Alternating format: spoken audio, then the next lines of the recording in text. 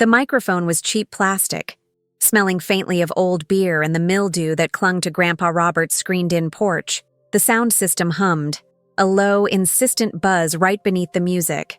Sinatra. Too loud. Too cheerful. I gripped the mic stand, the metal slick with the humid August air. My charcoal gray dress, a polyester blend I'd bought specifically for professional events, was already plastered to the small of my back. It was 88 degrees in suburban Philadelphia, and the air was thick, suffocating. 70 people, mostly family, some neighbors, were packed onto the patio and lawn, staring at me with polite, sweating expectancy. My throat was dry, chalky. I glanced at my mother, Susan, sitting at the head table. She smiled too brightly, a fixed, brittle expression that didn't reach her eyes. Next to her, Dad, Richard, was fiddling with the knot of his tie, his face slightly flushed, already sweating through his linen shirt. I looked back at Grandpa Robert, 80 years old today, sitting straight, hands folded neatly in his lap, looking proud. He was the only reason I was standing here, poised, debt-free, mostly, with a degree and a job that paid the bills. I cleared my throat. Okay, folks, if I can just steal Grandpa Robert for a second. My voice cracked slightly, then settled. 80 years. Unbelievable. A scattering of appreciative applause. I launched into the speech I had rehearsed for 2 weeks. It wasn't about the general stuff. It was about the start, the foundation. I know everyone is here to talk about his long life, his career, his terrible golf game. I paused for the expected chuckle, which came on cue. But I want to talk about something specific, something personal, something he did for me 9 years ago. I leaned slightly into the microphone, trying to make the moment feel intimate despite the crowd. When I got accepted to Penn State, I was terrified. The fees, the housing, the books, it felt impossible. I thought I'd have to wait tables for a year just to save up enough for the first semester. But Grandpa Robert stepped in. I looked directly at him, offering a wide, heartfelt smile. He smiled back, his eyes twinkling. He looked so kind, so generous. He paid for my entire freshman year, I said, the words heavy with genuine gratitude. He bought me that start, that foundation. He took away the fear just enough so I could focus on the work. I still worked 2 jobs the entire time, of course. Couldn't expect him to pay for my coffee habit, I joked weakly, getting another small wave of laughter. But that initial semester, that safety net, it meant everything. It allowed me to get my footing. And I honestly don't know where I'd be today without that unbelievable kindness. I raised my plastic cup toward him. So, thank you, Grandpa, for giving me that start, for believing in me when I was just a nervous kid. To the next 80 years. The crowd cheered. I stepped back, breathing a sigh of relief. The hard part was over. Grandpa Robert slowly stood up. He was tall, even at 80, and had a booming voice that didn't need the mic. He walked over, gripping the edge of the table. He didn't look at me. He looked straight past me, landing his gaze squarely on my mother. The silence that fell was immediate and heavy. It wasn't the silence of respect. It was the silence of deep, sharp apprehension. "You're very welcome, Samantha," he said, his voice loud, clear, and utterly devoid of the warmth he'd shown moments before. He kept staring at my mother. Susan's fixed smile wavered, then completely vanished. Her hand went to her throat. "But you seem to have a slight memory problem, dear," Grandpa Robert continued, his eyes drilling into Susan. "Or perhaps just a misunderstanding of financial documentation." My stomach dropped. I felt a sudden cold wash of anxiety. What was happening? "I didn't pay for Samantha's first semester, Sam," he said, finally turning his gaze to me. His expression wasn't angry. It was disappointed, exhausted. "I paid for all of it. Every single semester. The entire 4-year degree, in full. Plus the housing deposit on that small apartment near campus, and a $500 monthly stipend for utilities and food." The microphone feedback whined, a high-pitched screech that felt like it was tearing through my eardrums. The heat of the afternoon suddenly felt like a physical pressure crushing my chest. I couldn't speak. I just stared at him, my mouth slightly open, trying to make sense of the words. All of it. 4 years, 16 semesters, the apartment, The food stipend. Grandpa, I don't understand. I managed, the words catching in my throat. He didn't acknowledge me. He was still looking at my mother. Susan was now bright red, her breathing shallow and rapid. Dad had stopped adjusting his tie. He was bolt upright, staring straight ahead at a patch of lawn, willing himself to be invisible. "Susan," Grandpa Robert said, his voice lowering, becoming a dangerous rumble that carried perfectly across the silent patio. "Richard, did you forget to mention the other payments?" My mother shot out of her chair like she'd been stung. "Robert, now is not the time, please. It's your party. We can discuss this later." Her voice was too high, too frantic. "No." Grandpa Robert cut her off, his eyes hard. "We will discuss this now. Samantha just spent the last 2 minutes thanking me for 1 semester. She worked for 4 years. She graduated with $30,000 in loan debt, and she spent every break hustling catering jobs. While I was sending 5-figure checks, every single fall and spring directly to her bursar account, just as you requested." Dad finally moved. He pushed his chair back violently, the plastic scraping loudly against the patio stones. "Robert, let's take this inside," Dad demanded, his voice strained and low. He tried to grab Grandpa Robert's arm. Grandpa shrugged him off easily. "It's my 81st year on this earth, Richard. I've earned the right to speak the truth on my own porch." He looked back at me. I could feel the blood pounding in my temples, a dizzying, sickening rhythm. My hands were shaking so hard I had to drop the microphone. It hit the ground with a dull thud. "Samantha," he said, his voice softening, becoming almost gentle. "I paid for every book, every tuition bill, every fee. I gave the money to your parents, in good faith, to set up the necessary payments, because they were managing your finances while you were in high school." He paused, letting the reality sink in. "They took it, Sam. They kept all of it." My mother let out a small, strangled cry. "That is not true. We invested it. For her future." "Susan," Grandpa Robert said, his voice flat. "I have the receipts." My mother didn't say another word. She turned on her heel and bolted, scrambling into the house through the sliding glass door, disappearing into the kitchen.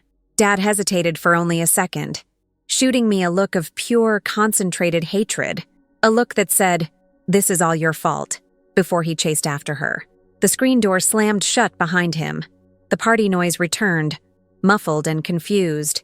People were murmuring, staring from the porch to the house, then back to me. The festive atmosphere had curdled instantly into something toxic and ugly.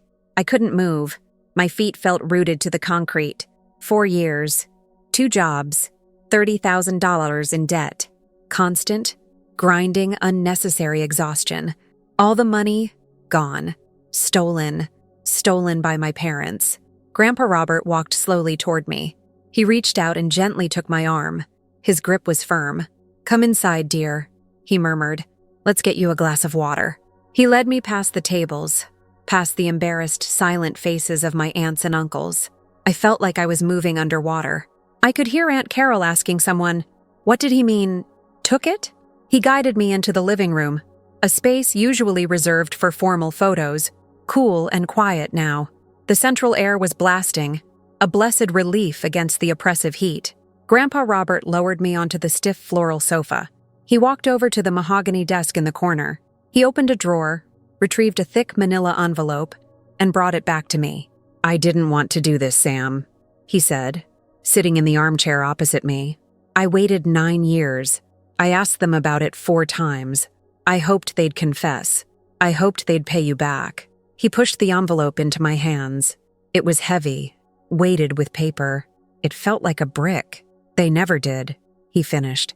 "They kept telling me you were managing fine, that you just needed the challenge of paying your own way. I was furious, but I didn't want to destroy your relationship with them. So I waited until today, until you gave me the perfect opening." I looked down at the envelope. It was sealed with heavy packing tape. The surface felt greasy under my fingers. "What is this?" My voice was barely a rasp. "Proof," he said. "Every single bank transfer. Every receipt from the bursar's office that confirmed the money arrived. Every monthly wire transfer for the apartment deposit and utilities. The money left my account. It arrived at the university.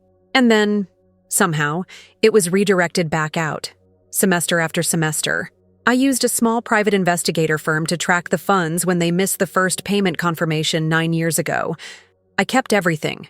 I ripped the tape off the envelope, my hands trembling. The sound of the tearing paper was loud in the quiet room. I pulled out the contents. It wasn't just a few papers. It was a massive, tightly packed stack of official documents. Bank statements from his account, showing the exact date and amount of the tuition payments. $18,450 for the fall 2015 semester.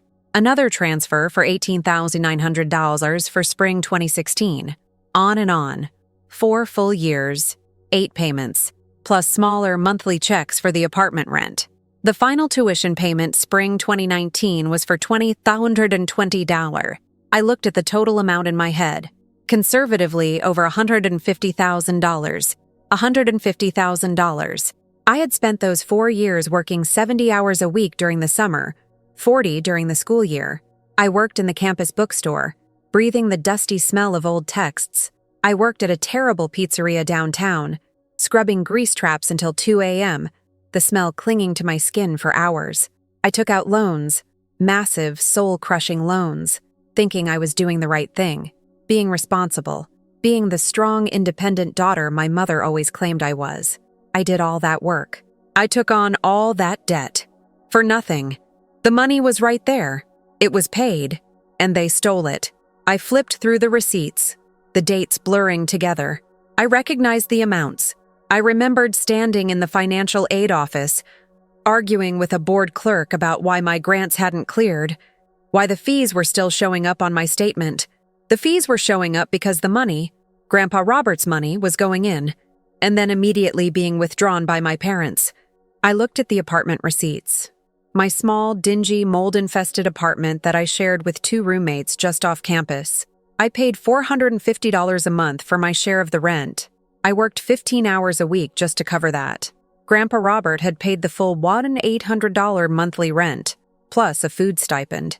They had skimmed the extra $1,350 every single month for 4 years. The apartment money, I whispered, holding up a bank slip detailing a recurring transfer labeled Sam Housing. That was sent to an account your parents set up in your name, Grandpa Robert explained, his voice flat. But they controlled the account. They told me you were happy to have the rent covered.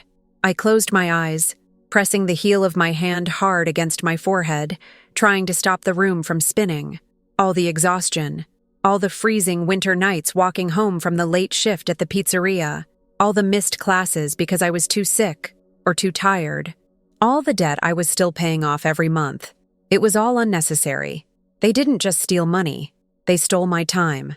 They stole my health. They stole my college experience.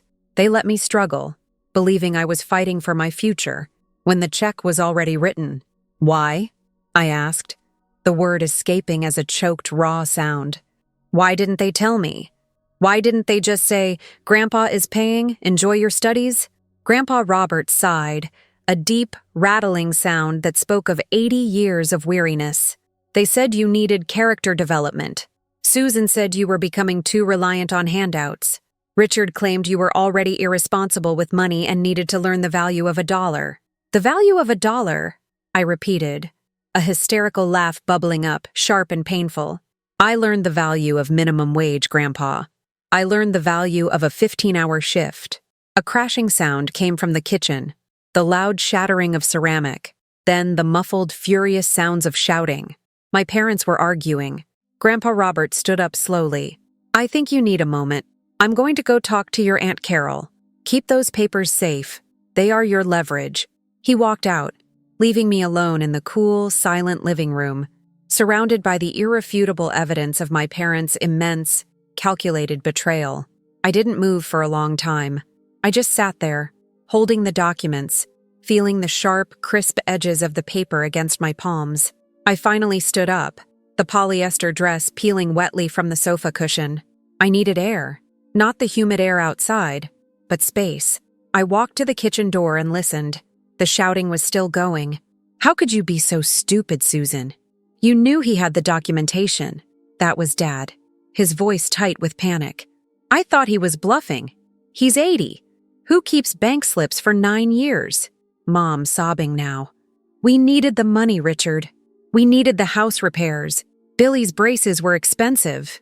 Billy, my older brother, the golden son who had never had to work a day in his life, the son who got the $150,000. My heart didn't break. It solidified. It turned into a block of pure, cold stone. I looked down at the envelope in my hand.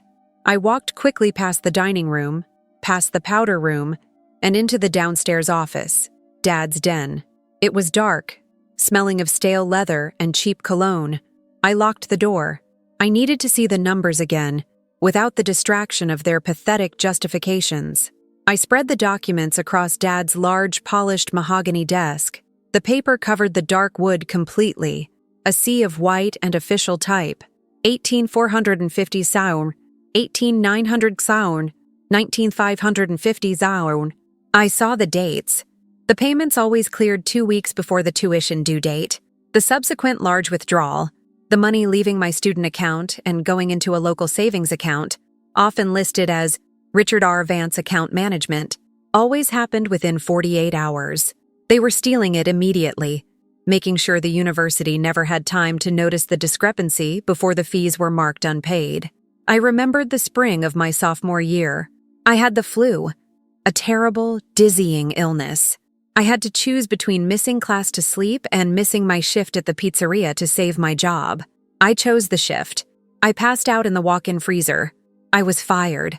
I cried for 3 days, terrified of not making rent. If I had known the rent was paid, the food stipend was waiting, I would have slept. I would have healed. I wouldn't have failed the midterm I missed. They watched me do that. They let me nearly ruin my health knowing the money was secured. They chose to let me fail for a lesson in character. The betrayal wasn't just financial. It was existential. It was a complete repudiation of my trust, my relationship with them, my identity as their child. I picked up the last receipt. The final payment. May 2019. I was walking across the stage for graduation, wearing a borrowed gown, already looking for an extra job because the post-graduation debt repayment schedule was looming. And that morning, they were withdrawing the last $20,120. I sat back hard in the leather chair. The springs squeaked loudly. I felt the immense, unnecessary weight of the past 9 years settle onto my shoulders. The sheer, grinding effort I put into those 2 minimum-wage jobs while juggling a full engineering course load. The constant hunger. The permanent ache in my shoulders. It wasn't just $150,000. It was 4 years of my life, spent in fear and exhaustion, all for their house repairs and Billy's expensive braces. I looked at the receipts again. My hands were steady now. The shock had burned away, replaced by a cold, clear focus. I needed to know where the money went. Grandpa said house repairs, Billy's braces. That wasn't $150,000. That was maybe $50,000 tops. Where was the rest? I looked at Dad's desk, organized but not meticulously so. I started opening drawers. The first drawer held pens, paper clips, and a stack of business cards. The second drawer was locked. I stared at the small silver lock on the face of the drawer. My mind, trained by years of engineering problem-solving, immediately went to work. How do you open a cheap desk lock? I glanced around the office. Nothing obvious. I walked to the window, pulling back the heavy velvet curtain slightly. The party was still buzzing outside, but the light was starting to fade. I needed a small tool, thin, metallic. I looked at my outfit, the charcoal dress, the expensive silver necklace I was wearing, a delicate chain, too thin. Then I remembered my purse, still sitting by the front door. Inside, I carried a small leather wallet, and inside the wallet, I kept a paperclip. Not for paper, but for resetting my phone when it inevitably crashed. I crept out of the office, keeping close to the wall. The arguing in the kitchen had devolved into tense, sharp whispers. I slipped past the dining room, retrieved my purse, and hurried back to the office, locking the door again. I pulled out the paperclip. I straightened it carefully, then bent the tip into a small hook. I knelt by the desk, the thick carpet muffling the sound of my movement. I inserted the clip into the lock. It was a cheap, simple mechanism. I worked slowly, concentrating on the pressure. Click. The lock sprang open. I pulled the drawer open. It wasn't full of cash. It was full of files, manila folders, labeled with precise, tight handwriting, investments, retirement, equity loans, and one labeled Pinehurst Property, Pinehurst, North Carolina, a prestigious golf resort area. They took the money and bought a vacation property. I pulled out the Pinehurst file.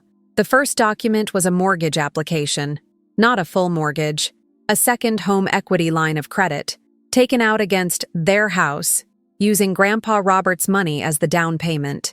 The date was exactly 1 month after my freshman year started. The down payment amount listed $45,000. The subsequent payments for the vacation property mortgage were being covered by the monthly Sam housing stipend, all $1,800. It wasn't house repairs. It wasn't Billy's braces. It was a vacation home. My tuition bought them a golf getaway. I felt a cold, deep rage that was unlike anything I had ever experienced. It wasn't hot and messy. It was surgical. I closed the Pinehurst file. I opened the file labeled Retirement. It was a standard 401k statement, showing steady contributions. But mixed in with the statements were recent large deposits. 5 large deposits over the last 9 years, coinciding exactly with the tuition payments they diverted. They had laundered my tuition into their retirement savings. I looked at the total contribution for the last 9 years. It was padded, heavily padded. I stood up, the paper in my hand shaking slightly. They didn't just steal my tuition. They actively used my supposed education costs to leverage their own extravagant lifestyle and retirement security. They didn't even spend it on desperate, immediate needs. They spent it on long-term luxury. I put all the receipts from Grandpa Robert back into the manila envelope. I placed the Pinehurst file, the retirement file, and the rest of the contents of the locked drawer into my large handbag. I zipped it shut. Heavy. Done. I looked around Dad's office. I had all the evidence now. The betrayal was complete, documented, and packed securely in my purse. I unlocked the office door and stepped out. The house felt dangerously silent. The arguing had stopped. I walked toward the kitchen. I needed to see them. I needed to see the faces of the people who had stolen my future, then laughed about my character development. I reached the kitchen archway. The air was thick with the faint smell of burnt pot roast and panic. Mom and Dad were standing in the middle of the large, outdated kitchen, facing each other. They were no longer screaming. They were whispering, but their voices were ragged. "He has everything, Susan," Dad was saying, running a frantic hand through his hair. "He had the transfers. The PI, he was waiting. We need to spin it," Mom insisted, her eyes wide. "We tell her we were holding it in trust, that we were waiting for the market to be right. She's not stupid, Susan. She's an engineer. She knows what $150,000 over 9 years is worth. We bought the damn condo with it." I walked into the kitchen. I didn't say anything. I just stood there, my heavy bag hanging from my shoulder, the evidence tucked securely inside. They froze. Both of them turned, slowly, eyes wide. They looked caught, trapped in the harsh fluorescent light of the kitchen. "Samantha?" Dad breathed, his face contorted in a pathetic mixture of fear and false concern. "We need to talk. We can explain. Your mother and I were holding those funds." "Pinehurst," I interrupted, my voice flat, low. I didn't even raise it. Dad blinked. "What?" "The Pinehurst property," I repeated. "The second home equity line of credit. The down payment was $45,000, secured 1 month after my freshman tuition cleared. That covered the down payment. The $1,800 monthly stipend from Grandpa Robert covered the mortgage and maintenance fees. You took my rent money to pay for your golf condo." Silence. My mother's mouth opened, but no sound came out. "And the rest," I continued, looking from Dad to Mom, "went into your 401k, tax-free long-term investments. My education was your retirement plan." Dad took a shaky step toward me. "Sam, please. We were going to give it back. With interest. We just needed to get ahead. You let me work 3 jobs." I cut him off. "You let me take out loans. You watched me cry because I couldn't afford a textbook. You watched me nearly flunk my organic chemistry final because I was too tired to study. You did all that, while paying for a vacation condo with the money Grandpa gave you to keep me safe." I felt the immense sharp edge of the betrayal. It was too big for tears. "I need to know one thing," I said. Did Grandpa Robert ever ask you to give it back? Dad looked down at the floor, unable to meet my eyes. He hinted. He asked about your debt a few times. And what did you tell him? Mom finally spoke, her voice thin. We told him you were fine, that you were learning to be independent, that you were proud of your loans. I nodded slowly. The perfect, crushing lie. They had built my success story on a foundation of theft, and then used my false pride as a shield against their own guilt. I'm going to get all of it back, I stated. It wasn't a threat. It was a promise. Every single dime, the principal, the interest, the debt I accumulated, the accrued value of the 401k contributions, and the Pinehurst property. I will take it all. I will foreclose on your retirement just like you foreclosed on my future. Dad looked up, his face hardening instantly. The fear was replaced by the familiar anger, the entitlement of the caught predator. You can't do that, Samantha. We're your parents. You'll ruin us. You already ruined me, I countered. But I rebuilt. You won't. I have the receipts, Dad. Grandpa Robert was smart enough to get the PI, to track the deposits. But you were stupid enough to keep the Pinehurst title and the 401k statements in an unlocked desk drawer. I lifted my heavy bag slightly, letting the weight shift. You have two options, I said, adopting a cold, business-like tone. Option A. You sign over the deed to the Pinehurst condo and liquidate the last 9 years of 401k contributions into an escrow account by the end of the week. We will still proceed with a civil suit for the rest of the funds, but it will be handled discreetly by my legal team. I paused. Option B. I go to the district attorney's office tomorrow morning, deliver the entirety of this file, and ask them to investigate felony financial fraud. Grandma and Grandpa will be subpoenaed. Billy will find out why you're broke, and I will make sure the story runs in every single local paper. My mother sank back against the counter, sliding down until she was sitting on the cold tile floor. She was staring at the space where the $150,000 used to be. Dad stared at me, his eyes wide and burning with hatred. You wouldn't. I worked 40 hours a week at a pizza place to pay for a room that was already paid for, I reminded him. I've proven what I'm willing to do for money. Now you'll find out what I'm willing to do for justice. I turned and walked out of the kitchen. I didn't look back at the people who raised me. They were just criminals now. I walked quickly through the living room. Grandpa Robert was sitting with Aunt Carol, talking softly. He looked up, his eyes asking the question. I nodded once, sharply, holding up my heavy bag slightly. I have the evidence. He gave me the smallest, almost invisible nod in return. A silent approval. I walked out the front door and into the cooling evening air. I didn't say goodbye to anyone. I didn't need to.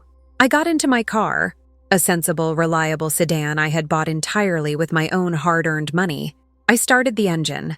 I drove away from the house, the sound of Sinatra, still playing too loud on the porch, fading behind me. I pulled onto the interstate, heading straight for the city. I needed to see my lawyer, immediately. I needed to turn this emotional betrayal into a cold, hard legal battle. I reached across the seat and placed the heavy purse onto the passenger side. The weight of the documents felt immense, tangible. It wasn't just paper. It was the stolen weight of 9 years of my life. I gripped the steering wheel tight, my knuckles white. The exhaustion was still there, deep in my bones, but now it was sharp, channeled. They had wanted me to develop character. They wanted me to learn the value of $1. Fine, I had learned, and now I was going to teach them the value of $150,000 compounded. I drove toward the dark towers of the city. I was ready to begin. The engine hummed, a low, powerful sound, pulling me forward, away from the pathetic tragedy of that suburban porch. I was not stopping. The crystal clinked, sharp and high, cutting through the low roar of 80 people crammed into the private dining room. The air was thick with expensive perfume, roasting beef, and the nervous anticipation that always surrounds family milestones. 80 years. 80 years of Grandpa Arthur. I stood up, adjusting the waist of my borrowed black dress. It was too tight, the zipper biting into my ribs, a constant low reminder of the fatigue that never left. I managed a smile, lifting my flute of champagne. The bubbles felt like pins in my dry throat. To Grandpa, I started, my voice clear enough to carry. To Arthur. He's the reason I'm here today. The reason I got my start. My mother, Marie, laughed a little too loudly from the table next to the cake. She clutched my dad, Gary, by the arm. They were both dressed in clothes that screamed success, tailored silk and heavy jewelry, the spoils of a life that always seemed comfortable. When I got that acceptance letter to Northwestern, I continued, looking right at Grandpa Arthur, who was beaming, his face a roadmap of kind wrinkles. I didn't know how I'd pay for it. I was ready to defer, but Grandpa stepped in. He told me he'd pay for my freshman year. That first year gave me the foot in the door I needed. It gave me the confidence to apply for scholarships, to work 2 jobs, to finish that degree. I lifted the glass higher. So thank you, Grandpa. Thank you for the start. It cost me 5 years of ramen and 4 hours of sleep a night. But I did it. And it started with you. I drank the champagne fast. The room applauded. A polite rustling sound. Grandpa Arthur was still beaming, but something shifted in his eyes. A flicker of confusion, then a heavy, crushing realization that was immediately replaced by pure, slow-burning rage. He didn't look at me. He looked directly at my mother. Marie's laughter died in her throat. She looked like someone had thrown a bucket of ice water over her silk dress. Her smile dissolved, leaving her face pale and slack. Freshman year? Grandpa Arthur's voice was deep, steady, and cut through the lingering applause like glass. He set his own champagne glass down with a heavy clunk. Samantha, what are you talking about, freshman year? I frowned, confused by his tone. The tuition deposit, Grandpa. The first semester. It was a huge help. He shook his head slowly, never taking his eyes off Marie. Marie was frozen, her hand still gripping Gary's arm so tightly her knuckles were white. Gary, my father, was doing his classic look at the ceiling and pretend I'm not involved routine. I paid for the entire degree, honey, Arthur said. He spoke to me, but his volume was for the whole room. 4 full years. Tuition, books, fees, paid in full before you even moved into the dorms. The oxygen left the room. It just evaporated. I felt a dizzy rush of blood to my ears. No, Grandpa, you just paid the first. No, he insisted, his voice hardening. I paid $38,000 every year for 4 years. That's $152,000, Samantha. Plus, I paid for the apartment off campus your sophomore year, so you wouldn't have to live in the dorms. That was another $14,000. I wanted you focused on your studies, not worried about money. The dining room had gone silent, a heavy, suffocating silence, where the only sound was the distant clatter of silverware from the hall outside. My knees felt liquid. I gripped the edge of the table, the linen napkin rough beneath my fingers. $152,000, plus $14,000 for rent. All those years, all those nights. I had worked the graveyard shift at the bookstore. I cleaned houses on Saturday mornings. I waited tables until 2 a.m. every Tuesday and Thursday. I had graduated with honors, powered purely by the shame of almost dropping out and the bone-deep terror of debt. I thought I was making up the difference. I thought I was scraping by, honoring his initial gift. I looked at Marie. My mother's face was green. Her lips were moving, forming silent, useless words. Marie, Grandpa Arthur said, his voice quiet now, but more dangerous than any shout. I sent every check directly to your private account. You promised me you would handle the disbursements for Samantha's housing and tuition. What did you do with the money? Marie yanked her arm free from Gary's grasp. The heavy chair scraped violently against the floor. Arthur, this is not the time, Marie choked out. It's your birthday. Let's talk later. We'll talk now, he stated. Gary, sweating profusely, suddenly found his legs. Marie, come on. Let's just step outside. Arthur, we'll explain everything. Miscommunication? Miscommunication? I heard my own voice, thin and reedy, a sound I didn't recognize. My head was spinning. The room felt tilted. I worked 2 jobs for 4 years, Dad. I paid $900 a month for rent in a basement apartment with no windows because I thought I couldn't afford anything else.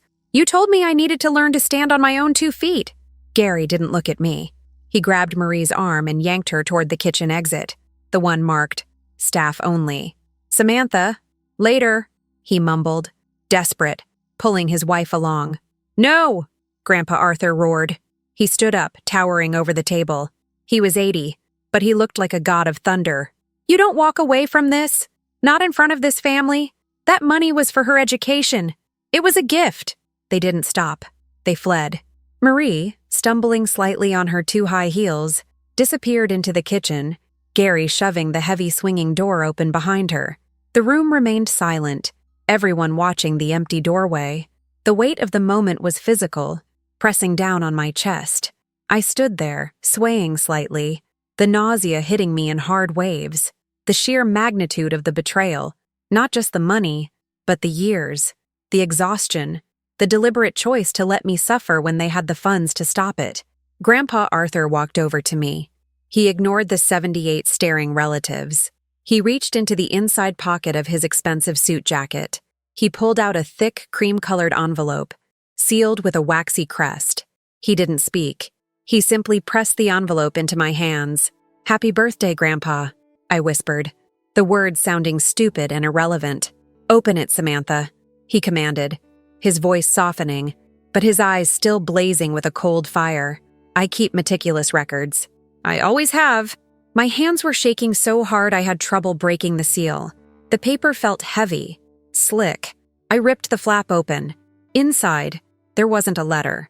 There were photocopies of bank checks, dated yearly, perfectly aligned with the start of each fall semester. The recipient line was clearly visible: Marie Vance private account. Below that, stapled neatly, were copies of the correspondence, detailed typed letters from Arthur to Marie, outlining exactly how the money was to be used, including the specific instruction to secure off-campus housing for me after freshman year. The total was written in bold red ink at the bottom of the stack: $166,000. I hadn't worked 2 jobs to pay my way through college. I had worked 2 jobs so my parents could live a more luxurious life. I had bought their silk dresses and their gold jewelry. I had paid for their comfort with my sleep, my sanity, and my trust. I felt the blood rush back to my head, hot and stinging. The nausea sharpened into a blinding point of focus. "I'm going to the kitchen," I announced, not asking permission. My voice was suddenly strong, devoid of all feeling. I pushed past my great-aunt, who made a small, scared noise. I walked through the dining room, the 100 eyes tracking my movement. I didn't care about the gossip. I didn't care about the family drama. I only cared about the betrayal. I reached the swinging door. I shoved it open hard. The kitchen was a white, sterile chaos of stainless steel and rushing staff. Marie and Gary were tucked into a corner near the massive industrial dishwasher, hidden from the dining room. They were arguing in low, frantic whispers. "It was a loan, Gary. I told Arthur it was a loan," Marie was hissing, her face blotchy. "You never called it a loan. He paid tuition. You said it was a contingency fund. What are we going to tell her? She's going to sue us." Gary looked like he was about to vomit on the clean tile floor. I stepped into the gap between them, holding the envelope open so they could see the red ink. "You told me I was independent," I stated. My voice was perfectly level. "You told me I needed to learn discipline. You said that's how you built character." Marie's head snapped up. When she saw the envelope, the last shred of color left her face. She looked not just guilty, but caught. "Samantha, listen to me," she started, reaching for my arm. "It's complicated. We had debt. Gary's business." "You had debt?" I cut her off. I didn't raise my voice, which was more terrifying than screaming. "I was working 70 hours a week, Mom. I was hallucinating from exhaustion in the library stacks. I missed the entire winter break my junior year because I needed the extra tips. And you had $166,000 sitting in an account. My money." Gary finally looked at me, fear radiating off him like heat. "We were going to pay it back. We just needed a few more good quarters. We were going to tell you eventually." "Eventually?" I laughed, a short, sharp bark that startled a nearby waiter. "I haven't slept through the night without an alarm set for 4 years, Dad. I missed my best friend's wedding because I couldn't afford the flight and I couldn't miss the shift. And you were going to tell me, eventually?" I felt the sudden, powerful urge to throw the heavy glass champagne flute through the window. Instead, I clenched my hands, crushing the receipt copies inside the envelope. "You didn't just steal the money," I said, looking from Gary's pathetic, sweating face to Marie's tear-streaked, defensive one. "You stole my time. You stole my youth. You stole the entire college experience you claim to value so much." Marie tried the soft approach. "Honey, we were protecting you. We didn't want you to be spoiled. We wanted you to work for it so you'd appreciate it more." The gaslighting was instant and familiar. It was the same script they used when they sold my childhood bike without asking me. "I appreciated it, Mom," I said, leaning in close. "I appreciated it so much I worked myself sick. And I'll appreciate this too." I took a step back. The noise of the industrial kitchen, the whirring fan, the splashing water, was loud again. It felt like the soundtrack to my breaking point. "You have 30 days to return $166,000 to my account, with 8% compounded interest for the past 4 years, I stated, pulling the figures right out of the air. It didn't matter if the number was right. It mattered that it was precise. "I want a certified bank check delivered to my address in Chicago. If I don't receive it, I will involve Grandpa Arthur's lawyers. You know how meticulous he is. He has proof of the deposit, the purpose, and your breach of fiduciary duty," Gary sputtered.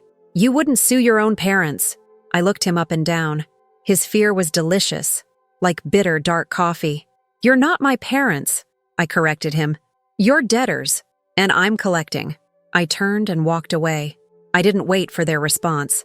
I walked through the swinging door, leaving them trapped in the sterile, airless panic of the kitchen. I walked straight past the dining room. I didn't look at Grandpa Arthur, who was sitting down again, his face set in a grave, silent judgment. I didn't look at the relatives, who suddenly found their phones and their water glasses infinitely interesting. I walked out the front entrance of the banquet hall and into the cool evening air. I didn't have a car. I had taken a lift. I pulled out my phone, my hands still shaking violently, and ordered a ride. I stood under the portico lights, the expensive borrowed dress suddenly feeling heavy and itchy.